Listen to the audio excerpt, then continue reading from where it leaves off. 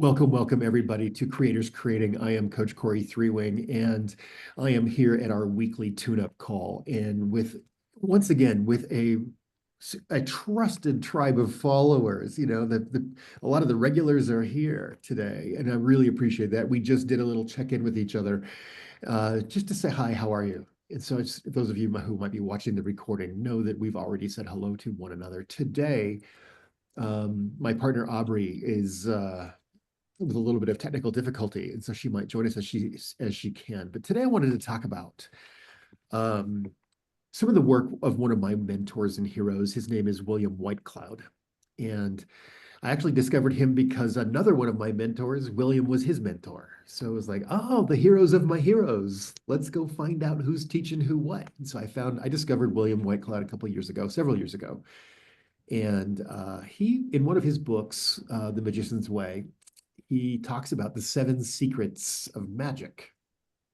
And I was getting ready to talk to you guys today, and I was wondering what I wanted to talk about. This just popped into my head. It's like, oh, the 7 secrets of magic. Let's talk about that. So I jumped in and I pulled it up, and I spent about maybe half an hour, just kind of putting some of my own thoughts on top of William's work. But I wanted to just talk about William's work today. And once again, I want to start with the 4 agreements as we open our container to step away from the busy world of everything that we do all day long and to cross the bridge into where we are here. And so once again, I'll read these 4 agreements twice, once for you and us to hear them outside of ourselves, and for the second time to feel them inside of ourselves. And here they are. Personal material shared in our circle is for this circle. Personal material shared in our circle is for this circle. We listen to each other with curiosity and compassion, withholding judgment. We listen to each other with curiosity and compassion, withholding judgment. We ask for what we need and we offer what we can. We ask for what we need and we offer what we can. And from time to time, we pause to regather our thoughts and focus. And from time to time, we will pause to regather our thoughts and focus. And with that, our circle is open. And I did find a little poem I wanted to read. Once again, a little art and beauty. Once again, just to reinforce the bridge between where we were and where we are today. And this is a poem called Let's Go Home from Rumi. Late and starting to rain, it's time to go home.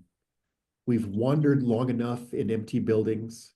I know it's tempting to stay and meet those new people. I know it's even more sensible to spend the night here with them, but I want to go home.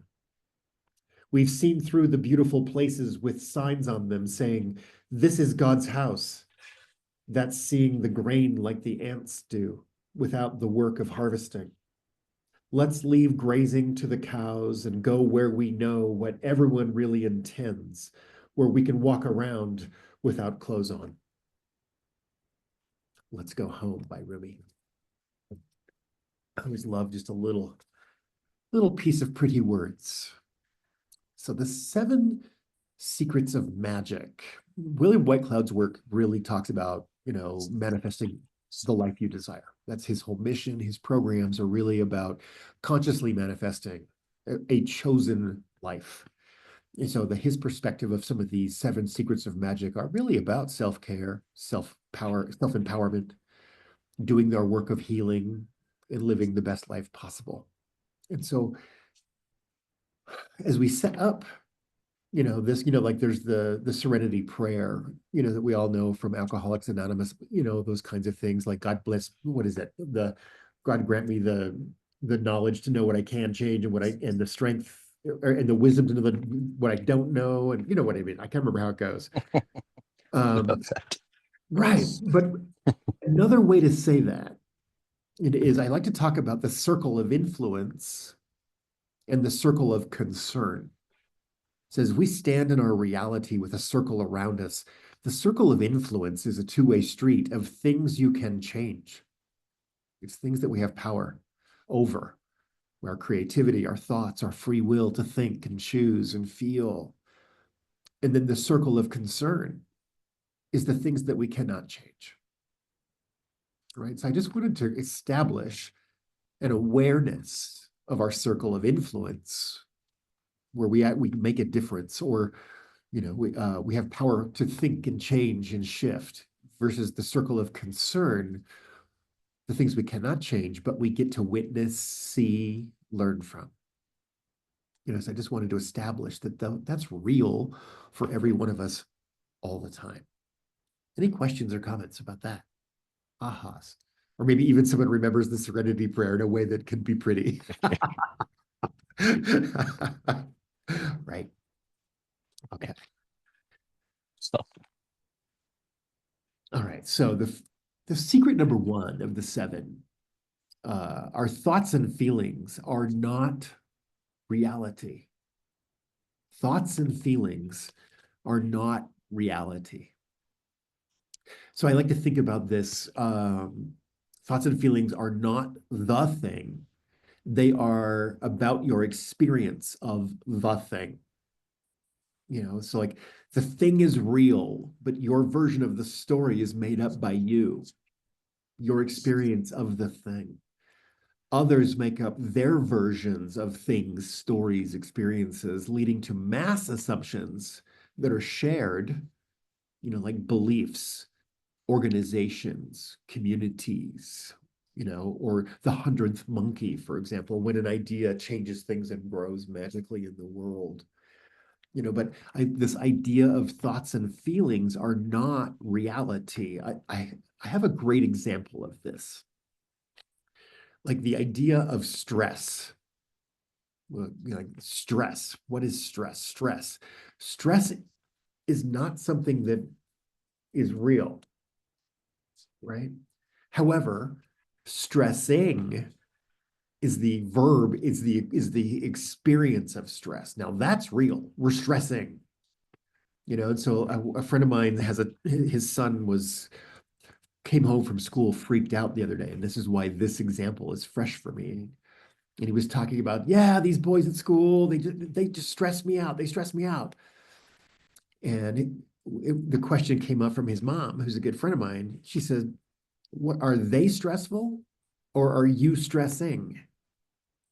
I was like, oh, interesting observation, right? Because they are not stressful.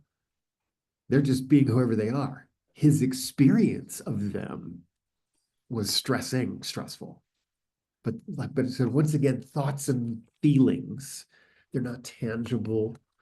They're the ways that we understand our experiences. They're lenses that we look through depending on our learning and our past. I've experienced something before, and so I'm going to put on the lens that says I'm going to do it this way because I know how.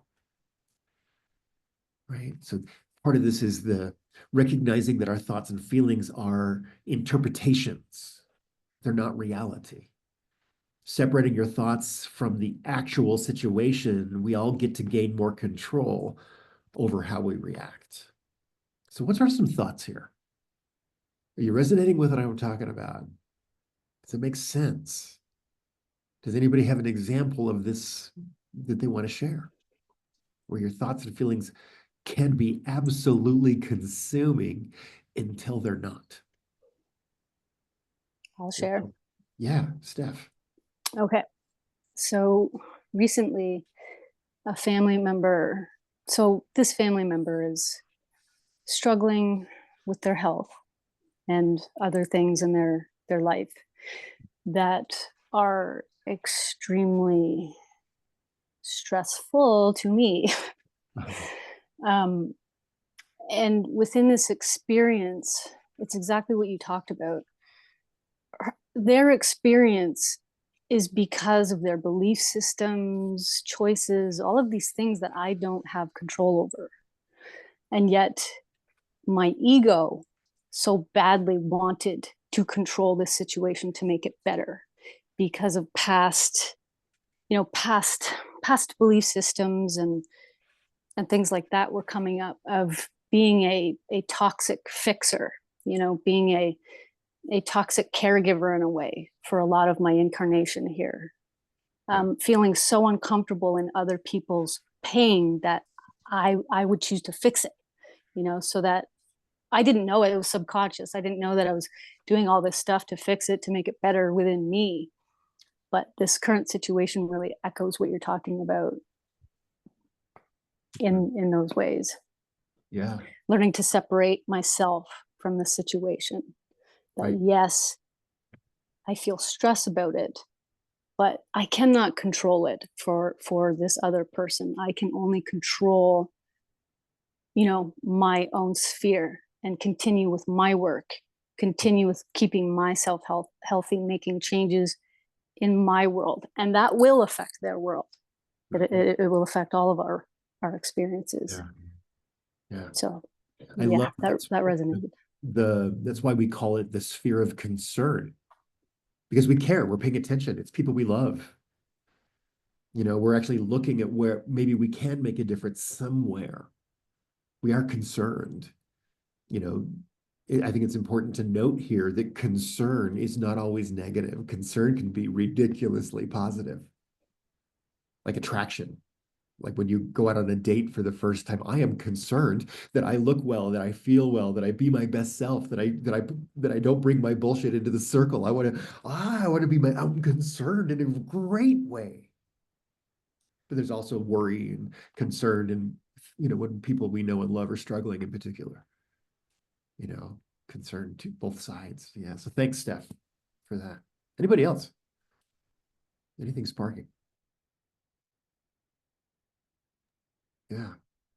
I definitely feel that, especially from what we talked about in our intro. I've had like many situations over the last month come up where I could have reacted in the ways that I would have reacted in the past, and I had the opportunity to do it different and sit back and see the whole picture and situation and honor everyone's feelings and experiences, and just sit back and learn what I could from it. And I've really noticed the difference in changing my reactions. I've had the opportunity to see how those relationships and situations would have or could have gone in the past, and how amazing that they've gone this time that I've done it differently. So I really resonated with that. Right. Yeah. That's why I think these 7 secrets of magic are super fun, because I think we can all say, oh, I already do that. Oh, I see it in my life. I've caught myself in the story. Yeah. Thanks for that. Let's move on to the second secret. The second secret of magic is your focus creates your reality. This is one that we've talked about a lot. We manifest what we think about. What you focus on grows, and your experience is determined by what you give your attention to. It doesn't matter if it's good or bad, right or wrong, up or down, light or dark. Whatever it is your free will mind pays attention to expands. Of course, in the role of healing, we want to break the habit or the addiction of negativity, so that we can heal and more powerfully create in the world than react to the world. Okay, cool, pretty words, easier said than done for most of us, right? But is your attention on what you are concerned about, or is your attention on what you have influence over? Once again, our sphere of influence, our sphere of concern. Like I love to think about how, like so many people with the highest intentions of all, they want to heal, they want a solution, a resolution of some sort, but they're so lost in the loop of talking about what's broken that they cannot see the solution at all. Therefore, they are absolutely manifesting the very thing they're trying to get away from. We've all seen this. We've all done it. So here it is, some of that here. Like an example that comes up for me is like, okay, money is a very real part of every one of our worlds. In fact, I often, in my money workshop, I always call money the silent roommate that we all live with. And are you nice to money? Did you make dinner for money? Did you help? Or were you just a rude bitch to money? I think, what, like, what is your relationship with the silent roommate of money? And so if we're consistently focused on financial stress, then we feel powerless. But when we shift our focus on what actions we can take to improve our finances, well, we start to feel empowered. Once again, are we more aware of what we're running away from or more aware of what we're running toward? Once again, there's that switchcraft moment. So our focus creates our reality. I think that one's we've talked about that a lot in our group here, as well as our mentors and heroes talk a lot about that. Any questions or comments about that? Okay. The third secret of magic is that everyone, absolutely everyone, has a heart. Every single one of us has a tender warrior feeling heart. Everyone has feelings, love, fears, worries, desires, unmet needs, personal stories that shape our behavior. And when we recognize that everyone is driven by their own emotions and their struggles and their understandings of their experience, we soften. Like, I really have a belief that every single one of us, without fail, without question, is doing the very best we can with the tools that we have, wherever we are on the journey.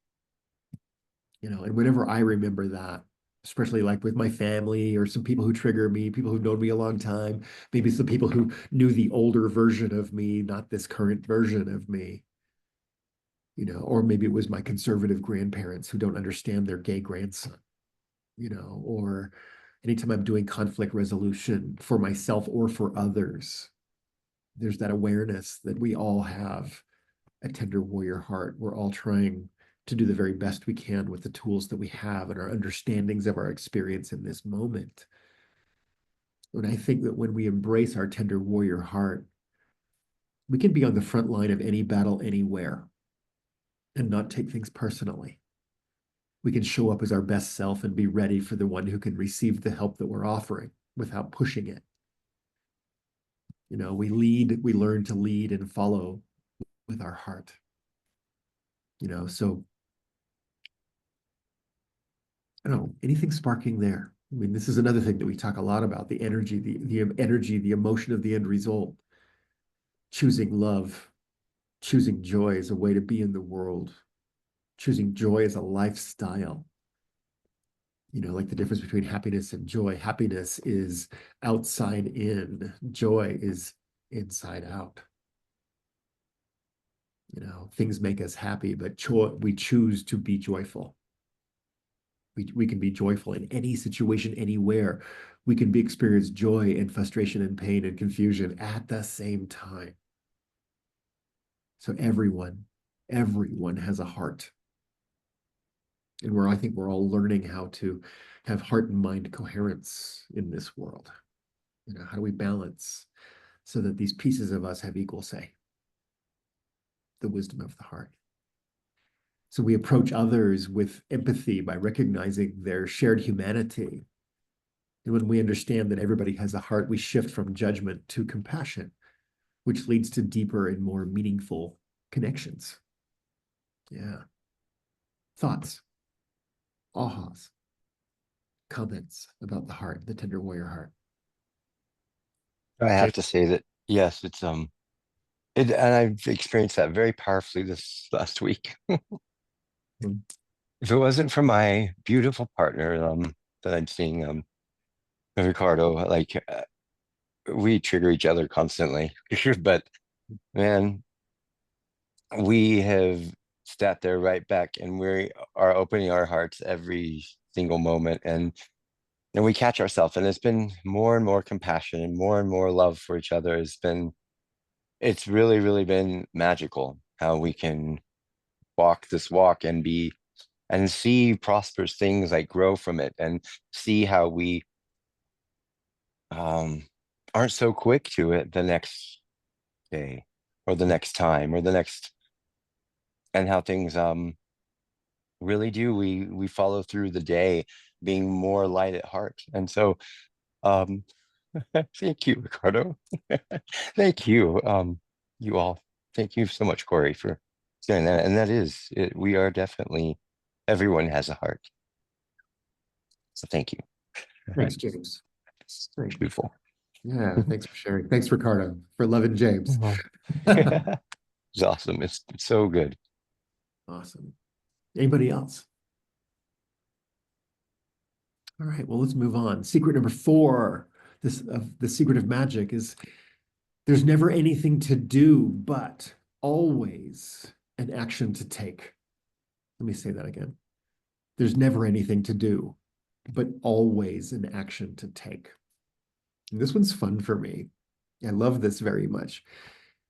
Think about every time that you've said in your world or made a list of, oh, I need to do that. I really need to do that. I need to. And think about the energy of every one of those things that's on your I need to list. And then think about how many of those things on your need to list are never gonna happen. They're just not gonna happen. You don't resonate with it. The I shoulda, I coulda, I wouldas, other people's rules, other people's influence over you, community, family, ancestor, roles that we're assigned. I need to. Oh my God. Can you feel the energy of that?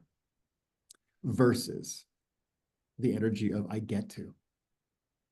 Oh my God, I get to. Holy cow, what? I get to? I get to do a thing. I get to do a thing. I get to do a thing. There's a completely different core root in the ground underneath I need to than I get to. I need to is built-in scarcity. The root, the emotional root in the, in the cosmic soil of I need to is reinforcing the fact that you do not have it. Just like we were talking about a minute ago. When you're focused on what you do not want, you make more of not having it. And so I need to has a lot of that scarcity that, it's kind of like when we use the words I want. On the first thought of that, yeah, sure, I want things. But from a cosmic point of view, when we claim to the world, I want, we stay in a state of wanting. So we do not receive. We push our dreams into the realm of tomorrow. It's really great. And I can see it from here. Look how great it is right over there. But do you ever let yourself have it? Right? But I get to. I really believe that we don't need to do anything to be worthy or to have what you want. The need to list is often full of tasks that never happen. Instead, you get to choose what you do based on your free will and your focus, your deep root. So your action is not about having to do something. It's about taking a step toward things that you want. And when you get to take a step toward the things that you want, the dream becomes closer. We see it in more vivid detail. We harvest the dreams of that future memory in such a way that we ignite our emotions about it. We start practicing telling the dreams of our future in more vivid detail than reliving the stories of the past in just as much, if not more, vivid detail. So once again, what we focus on grows.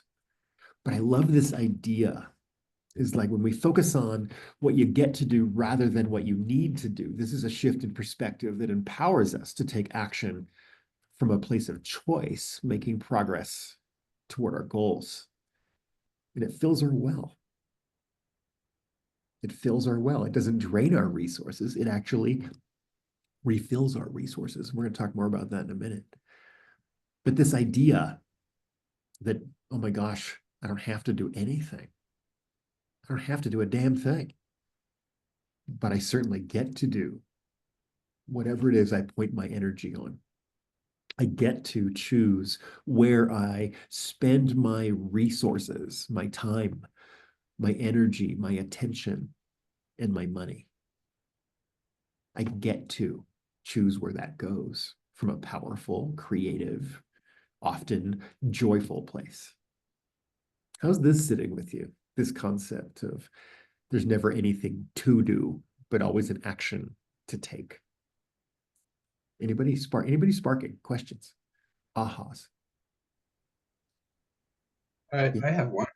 James, yeah, get in here. Yeah, hi.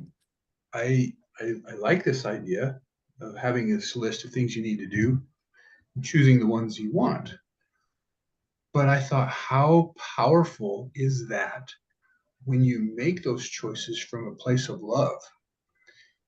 Because you're going to make your world better, but you're going to make the world in general just a better place because those decisions are coming from a pure heart, a place of love.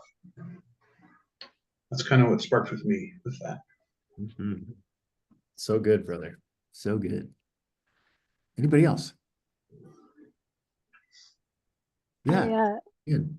I really related to that, even with the concept of, number 3, with when we're talking about feeling joy as well. Like, I remember, like Steph and I were watching a YouTube video and they were talking about joy, and we got so triggered by the fact that, just like, this was, about a year and a half ago, of just like the fact that we're going through all of these huge awakenings and it felt so heavy and so dense, and like going through this hard time, and then seeing these, one of them was Aubrey, and saying, you can feel joy, and you can still go through all this but feel joy. And I felt so triggered by that, and was like, what do you mean? How can we go through all of this intense stuff and feel joy? And then allowing myself to experience that, and realizing that I get to be joyful while doing that. I don't need to be anything other than where I'm at in this moment. And if that is feeling joy while also, experiencing all these other then that is okay as well. So that, I'm getting a little lost because I'm a little nervous, but Okay, it's I hope okay. that that's coming across how I was trying to say it. Yeah. But Absolutely. to feel that joy, and to get to experience these beautiful aspects while going through some deep work. Yeah, the phrase being aware that we are aware comes to mind for you, Wow. I'm going to write that down. right? Because when we're working on shadow stories, for example, and we're aware that we're working on our shadow stories, and then we can rise up even higher and we can actually see or witness ourselves working on our shadow story. And then we can be so proud of ourselves for working on our shadow story from the highest part of ourselves. And then joy riddles through to say, you're doing the work, you're doing the work, you're doing the work. So there's a great example of, I think, that when we get lost in one emotion, frustration, anger, sadness, we can totally, absolutely consumed in it as an opportunity to learn the tool of it. But when you're in it, you're not thinking about learning the tool of it. Right. But when we rise up and say, well done, little one. Pat on head. Good job. Keep doing your work. Keep doing your work. Yeah. Thanks, Jen. Yeah, so good. All right. So the fifth secret of magic is structure has integrity. Structure has integrity. Everything has structure. Everything. Thoughts, energy, everything's energy. Some structures, I'm going to use the metaphor of a house, for example, trusts the environment. We're on a planet with gravity, and so that structure is going to have a nice cement foundation. Then it's going to have attachments and boards and vertical structures for the walls that are strong to create space in the middle, but also another story. And then a roof on top, and it's gravity, tension, that's holding all of that together. And I like the cosmic house metaphor because we can all say, all right, in our own personal journey, your own cosmic house of your experience, have you poured a strong foundation upon which you can do your healing? Or are you out somewhere susceptible to the elements as you're trying to do your healing? Structure, and a tension is what holds the structure together. Structure has integrity. Tension is the integrity. And the nature of tension is that tension seeks resolution. Tension seeks resolution. So like with the house, gravity is constant. The tension is pulling things together. And so the resolution of that tension is to rest into the gravity, right? But an idea, so, all right, so I'm angry. Angry has structure. Angry has tension. Angry seeks resolution. All of these things are in this same world. So when we think about structure and tension, especially with our belief systems, our emotions, our limiting mindset, our unlimiting mindset, all of these things have structure and tension. Now, tension is super cool to think about. And I think we've talked about this maybe a couple of weeks ago, is the difference between creative structure and destructive structure. Still structure. Structure has integrity. A destructive structure tears things apart. A creative structure builds things up. And when we use the wrong structure for the wrong purpose, all hell breaks loose, right? If I'm trying to be creative, but I'm stuck in a destructive structure, I'm not going to have success. Maybe that's limiting beliefs, self-sabotage. Like I have a dream, but I'm not letting myself get it because I'm not worthy, I'm not capable, I don't get to, I'm not enough. Those kinds of things. That's a destructive structure, which are built in the rules of comparison. Oh, how come they have it and I don't? Versus a creative structure is, hey, they have something that's curious. I want to go sit by them and learn and say, hey, can you show me? Once again, sphere of influence, sphere of concern. I have to, I get to. Once again, that's showing up here. What structure are you forming your thoughts in? What is the deep root of the very thought you're thinking? Is it built in scarcity or is it built in abundance? Is it built in limitation? Is it built in possibility? These are your structures. These are your structures. Problem-solving mindset, creative mindset. Structure has integrity. Which structure are you using? Are you using the right structure for your intended output? Are you trying to turn a screw with a hammer? You could probably do it, but maybe that screwdriver's in your hand already, right?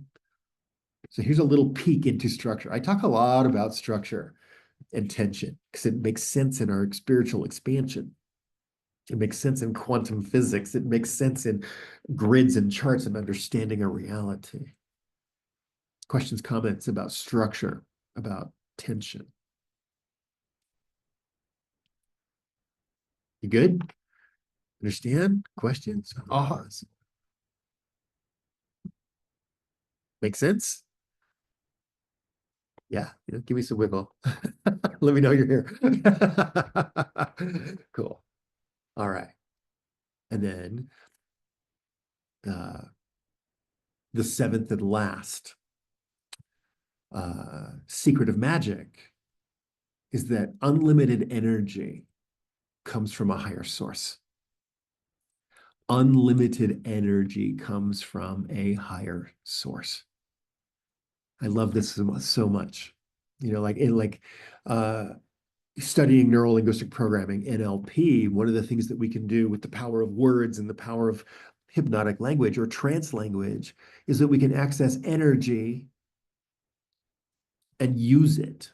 Like, for example, there's some NLP processes that if you're going to travel overseas, where you can do some tapping and do some processes with your own self to say, all right, I'm not going to have jet lag at all. I'm going to instantly step into the new time zone, as opposed to arrive jet lagged and take 3 days to find your way into the other time zone of the other side of the planet. All right, that's one. And what we're not saying here is that what we're really doing is tapping into our higher selves. Okay, now let's speak it in another way. Think of a time when you were attracted to something, be that fresh peaches in peach season, and you've been waiting all year. Oh my God, peach pie, peach ice cream, peach, fresh peaches or sweet corn, food things. Or maybe there's an attraction to a person Maybe that's a sexual romantic attraction, or maybe it's a hero and mentorship attraction, or an intellectual attraction. Like, whoa, whoa, I'm sparked.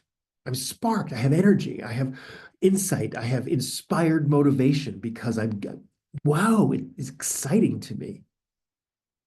We can all find a time when, whoa, yeah, I said yes to something. And all of a sudden, a doorway opened. Or maybe there was an opportunity that you wanted to experience, like a concert, for example, or a vacation. And it was such a yes that all of a sudden the schedule, the time, the money, the opportunity, all of those things showed up in such a way that it was amazing. And in that amazing, we get to stay up later and we get to wake up earlier and we get to feel good along the way. We get to feel good along the way. When we're inspired, we tap into that. And so I wanted to kind of wrap up that idea, because so often when we tap into fear, uncertainty, doubt, lower vibrations, anxiety comes. We get nervous, we start to worry. And I love this definition of anxiety, where anxiety is using and expending your resources, your time, energy, money, attention, on an unwanted outcome.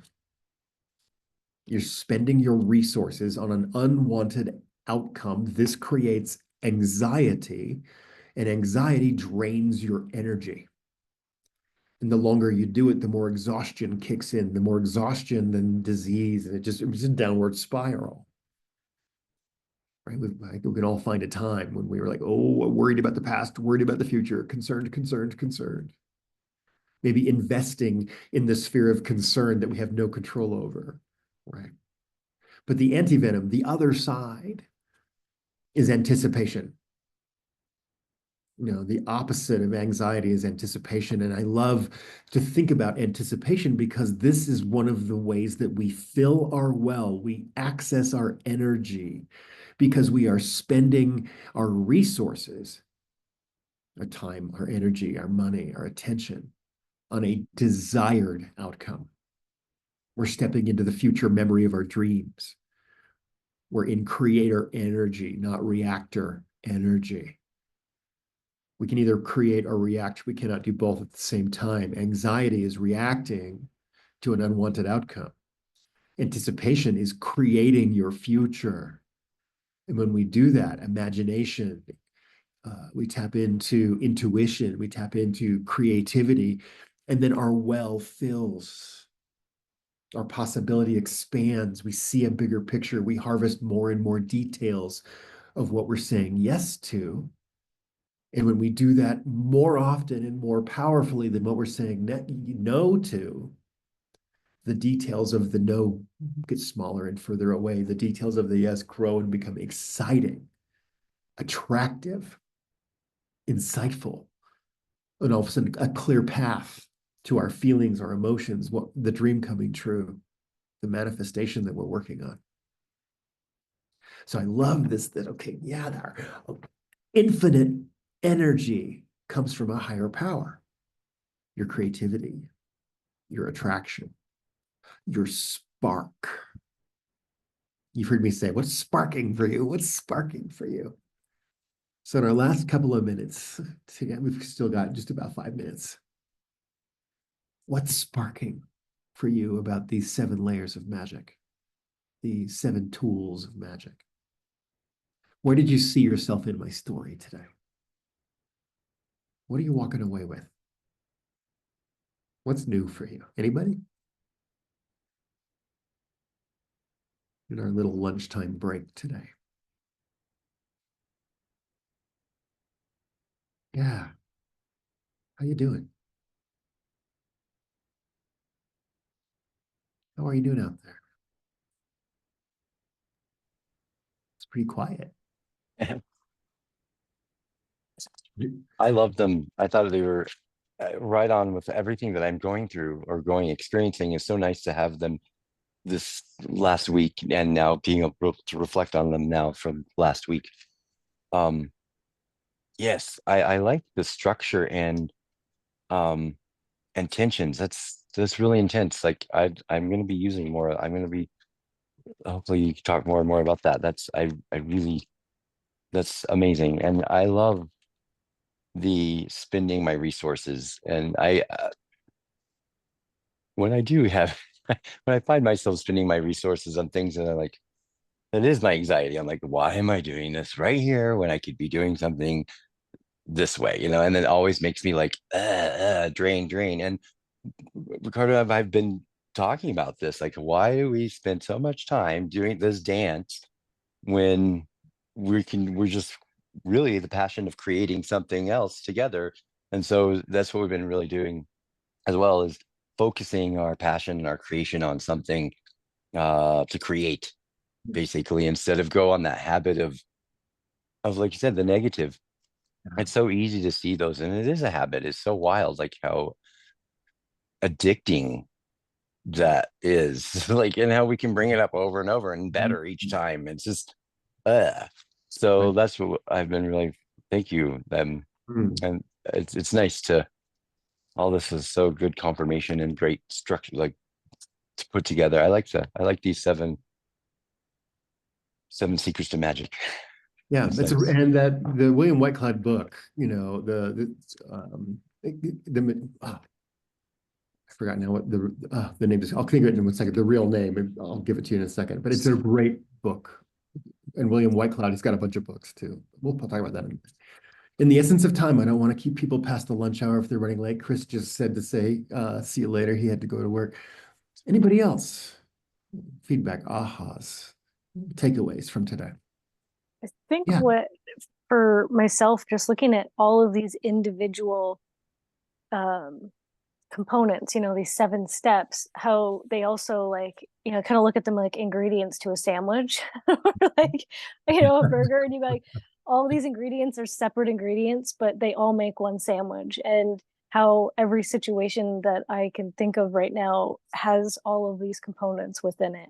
So that was kind of my spark or takeaway from that, is just how all 7 of these items really do make up uh, a little bit of every situation. Yeah. It's a great lens to see the world through. I love magic sandwiches. Yeah, Jen, thanks. And that once again, we're being aware that we are aware. Mm. I love that. Nice, nice. Such a simple phrase, but it means so much. So much. Susie, what you thinking? What's your takeaway, Susie? Well, I'm just currently in like an integration process from all the healing work that I've been going through last week. So basically everything that you said is basically what I need to bring home. Just continue healing and actively healing. I know I just absolutely adore my sessions with Aubrey. I have just learned so much from that beautiful, beautiful woman. And I'm really, really miss that she's not here. Me too. To add to her beautiful wisdom. But just growing in my connection to higher self, your very last secret of magic. Unlimited energy comes from your higher self. So just focusing on that connection, and growing that connection and healing that connection and wanting to grow in that way, really, really, really sparks for me. So I'm really, really excited on my journey. That's me. Thank you, Susie. And in your integration, if you want to talk or bounce or reflect or mirror, let me know. Yeah. Gina. Hi, love. I'm still recovering from the drive last night. I need some of Susie's energy right now, please. Thank you. Yeah. Awesome. The one thing that I want to add to what you were saying is another word to stay out of your vocabulary is should. You never mentioned should this whole time, and it's an important one. There's no should do this or should do that. Yep. It's another one to be aware of that is part of that spelling that we have all been cast under. There you go. Yeah, My thoughts for the day.